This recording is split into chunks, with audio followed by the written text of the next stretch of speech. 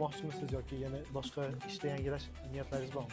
Men aynan servis sohasidan chiqib ketmoqchiman. Sotuv bo'lib sotuvga o'tmoqchiman yoki kiyimga yoki jewelryga. Nimaga servis sohasi yaxshi emasmi? Servis sohasi yaxshi, boshlayotganlar uchun yaxshi. Misol uchun Dubayda kelib, ozgina tanish bilishi bor, o'pda ozgina yiqqan odamga savdo sohasiga o'tgani yaxshi. Dubayda nimalarni o'rgandingiz? Dubayda kelib birinchi o'rinda mustaqil bo'lishni o'rgandim. Xo'p. O'zim qaror qabul qilishni o'rgandim.